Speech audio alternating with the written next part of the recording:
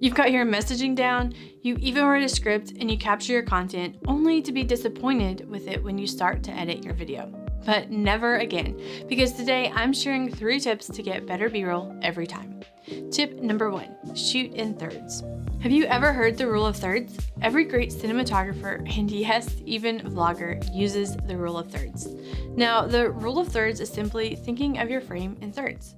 So you have your vertical thirds and your horizontal thirds. And ideally, you want your subject to fill 2/3 of the frame with it centered on the intersecting lines. And the intersecting lines are the most important part. Look at the Barbie trailer with the grid overlay. And yes, I did say Barbie. But you'll notice that it follows the rule of thirds quite nicely.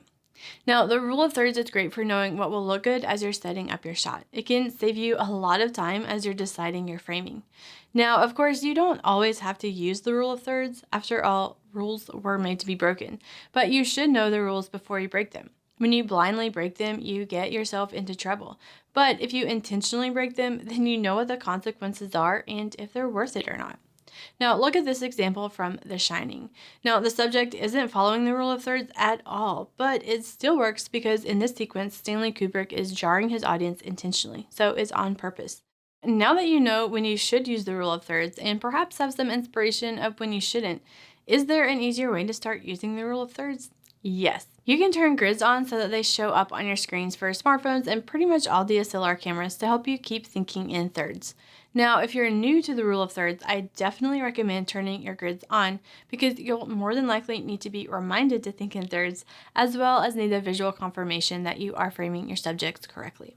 However, as you get used to it and start using the rule of thirds consistently, it'll become second nature. It might even become so second nature that you don't even think about it, just like all the cinematographers and vloggers that you follow. Now, the next tip is to always shoot longer clips than you think you'll need. Whether it's pressing record a second or two before the action starts or holding on your subject a few seconds after the action, you always want to record longer than you think is necessary. And this is for 3 reasons. Number 1, you need to find the magic moments. If you're filming a person, even if someone yells cut, stay on them. A lot of times, your subject will do something interesting. So whether it's finishing an action or smiling or laughing, don't stop recording just because you got what you needed. Often, what you wanted will be in those extra moments, so don't rush. Be okay with filming a few extra seconds to see if any magic happens.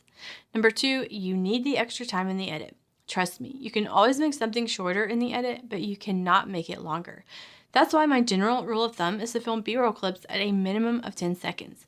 Visually, your audience will get bored with any clip that is 10 seconds long, so the odds of you needing something longer than that is very small. But if you film the action you need at 5 seconds, what happens if you get to the edit, find the perfect song to make the perfect cut on the perfect beat, but the clip needs to be 7 seconds? This is exactly why you should always shoot longer than you think.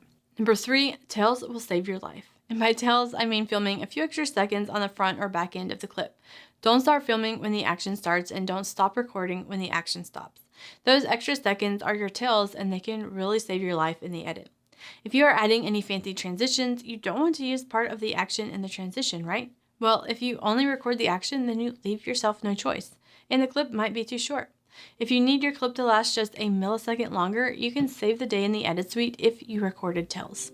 So my general rule of thumb for tails is to press record and wait at least 3 seconds before the action starts, and then continue filming at least 3 seconds after the action ends. Tip number 3, always shoot a sequence. Now, for entrepreneurs, when I say sequence, I mean all the shots you need for an action. Think about it. If you're filming someone pouring a cup of coffee, do you really want to see them pouring a cup of coffee in a single clip? No, that would be so boring. Instead, shoot a sequence. You film them pouring the coffee in multiple clips. When you can film an action in sequence, it creates shorter clips which can keep your audience's attention.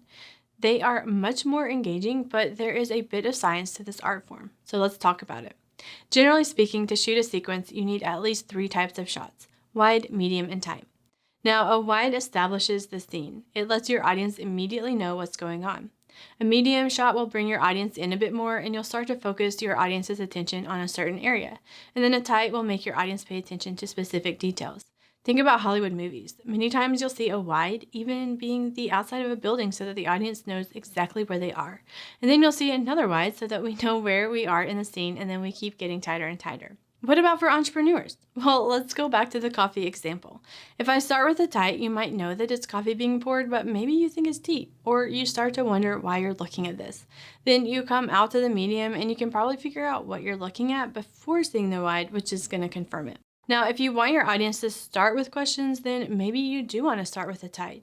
But if you want them to track from the very beginning and guide them into your visual story, you want to start with a wide and then move tighter. So when you're filming B-roll, make sure you aren't just capturing clips to use, but think about how you can film sequences. How can you guide your audience into your visual story by capturing a sequence? Think about filming each action in a wide shot, a medium shot, and a tight shot.